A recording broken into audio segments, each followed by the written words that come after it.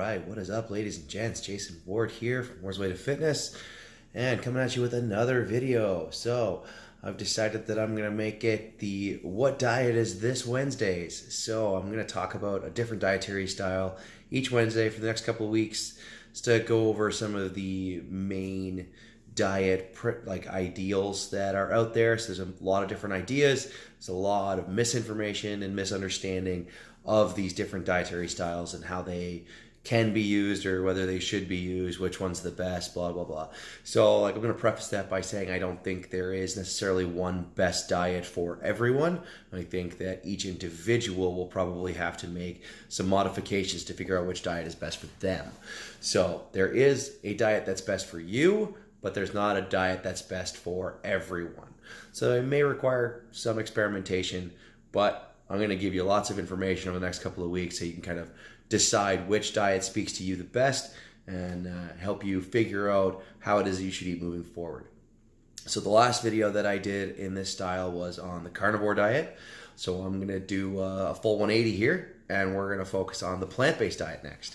All right, so this is obviously a very different style of dieting from what I covered last time. So plant-based diets are generally vegan, vegetarian, or flexitarian. Those are some of the terms that people use for plant-based diets.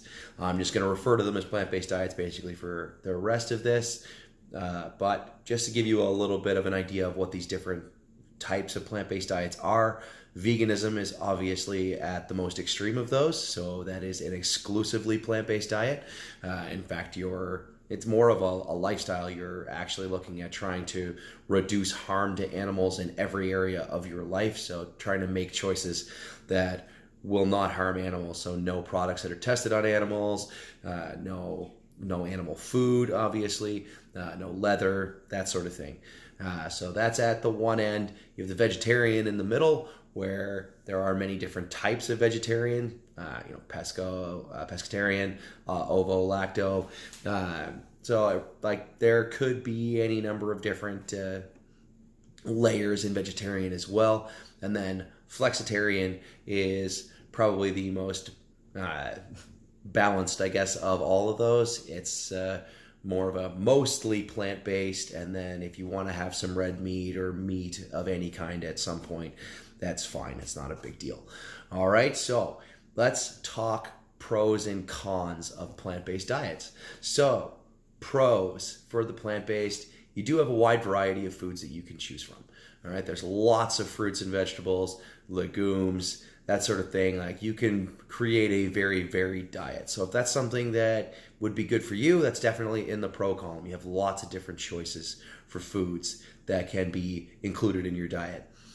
There is the potential for a great deal of satiety with this diet, as typically, if you're following a well-planned, whole food, plant-based diet, you will be getting a lot of fibrous foods, and fiber is very satiating. And if you're getting enough protein, that should be keeping you reasonably full most of the time. You can obviously, since your diet is plant-based, you're going to be getting all the fruits and veggies you may need. And I do say may need because there's not any conclusive research as to whether or not we actually need fruits and vegetables. But there are a lot of positive research out there that kind of indicate that there are a lot of benefits to having fruits and vegetables included in your diet. So if you want to dig into said research, it is there. You can go down the rabbit hole and try to figure out which ones are going to provide which benefits. And when you're building your diet, you want to incorporate a wide variety of different foods to try to make sure that you're covering as many of your nutritional bases as possible. All right, so that's the pros. Let's talk cons. So there are a few nutrients that are harder or almost basically impossible to obtain from plant-based sources.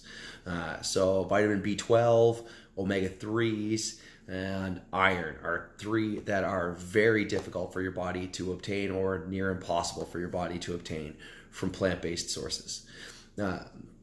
So those would be three that you probably would need to supplement in order to have a complete diet.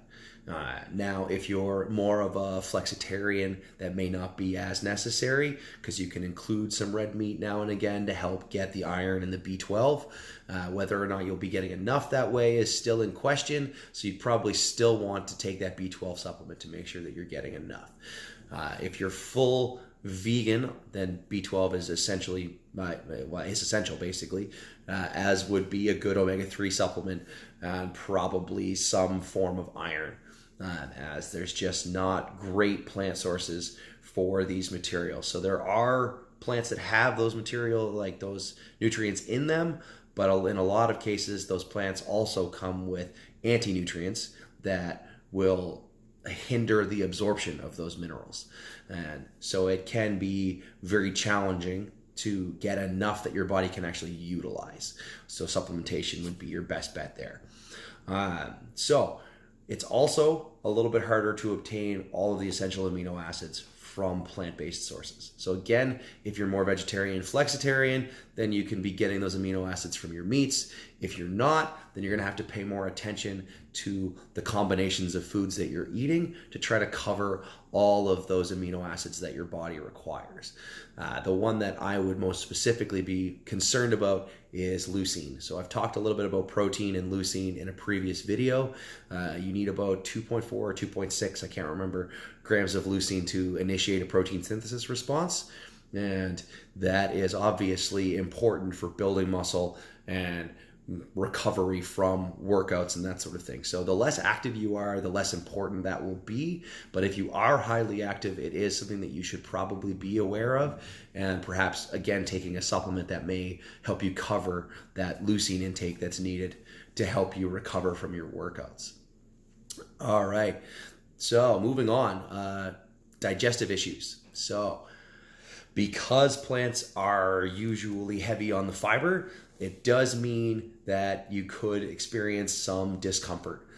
Not everyone has the same reaction in this respect, so finding the fruits and vegetables that don't seem to have that effect on you should be part of your goal when you're planning your diet. So not everybody handles legumes well, not everybody handles grains well, so making appropriate choices so that you don't disrupt your gut health is important.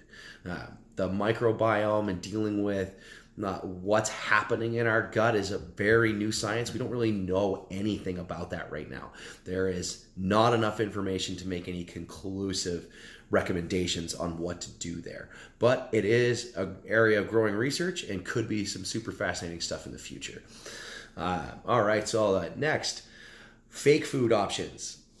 So as plant-based nutrition is getting more and more popular, more and more companies are jumping on board and creating foods that are vegan or plant-based, whatever, and they are trying to sell you these manufactured products. Personally, I think this is a terrible idea. I'm not a big fan of processed foods in general. Trying to avoid them as much as you can should be a part of a healthy diet. Does that mean you can never have these types of foods? Of course not. It just needs to be well planned, and you don't want to be relying on those foods to provide you the bulk of your nutrition. So the majority of what you eat, probably 80-90%, should be whole foods, whether that's meat, vegetables, fruit, I don't care. It should mostly be whole foods. The more processed something becomes, the less healthy it tends to be for the body. So these processing, manufacturing principles that they're using to create these foods are, I think, a real driving force for some of the health crises that are happening around the world. So try to limit your fake food options and the processed foods in general. Focus on whole foods, okay? So another point to make, in order to build a really solid plant-based diet, you do have to have some understanding of what's in your food, so like the nutritional information. So we're not just talking like macronutrients, you also probably need to look into which micronutrients are in the foods that you're eating. Both are going to be extremely important for building a solid plant-based diet. Okay, so you do want to look at what different combinations of foods are going to provide you the best diet overall, as well as try to help you actually digest the foods that you're taking in. So in some cases, just because something has a nutrient doesn't mean you have to eat it. There probably is another source somewhere. So if something is causing you intestinal discomfort or like gut disruption, you should probably stop eating that food and find another food to get you the nutrients that you need there. All right. So the last point that I want to make is not really a con per se, but it's still something I think needs to be discussed if we're talking about plant-based diets, and that is the fact that you're typically on a plant-based diet going to be high carb, low fat. So this is, as I said, not necessarily a problem, but if you're insulin resistant or if you're just not very insulin sensitive, the high carb diet might leave you unable to continue to reach your goals. It could be very difficult for your body to utilize the body fat that it has if you're constantly getting these insulin spikes and not able to actually like mobilize the glucose that your body is taking in appropriately for the activities. Also, there is the chance that your fat will go too low. And this can disrupt hormones. This can cause other health issues, especially if not dealt with over a long period of time. So your body is remarkably adaptable and it can deal with some of these things in the short term. But if you're going to consistently provide this problem for your body to deal with long term, that can cause health issues that are going to be difficult to rebound from. All right. So that's my take on plant-based diets. I do offer my clients plant-based recipes. I do, as well as obviously other recipes for different dietary styles. I try to help you put together the best plan for you, because at the end of the day, it's all about what's going to be sustainable and healthy for you. All right. It doesn't matter what's good for somebody else. Just because a celebrity is doing a vegan or plant-based diet, or an athlete that you admire is doing it, doesn't matter. Just because it works for them doesn't mean it's going to work for you. So you should do your due diligence, learn, test strategies, and see what works best for you. If you need some help in that regard, feel free to fire me a message on Instagram, Twitter, Facebook, whatever, or you can leave me a comment below and we'll try to connect and we'll help you deal with those issues. All right, so if you guys are enjoying the content, please like, subscribe, and we'll talk to you guys soon. Have a great one.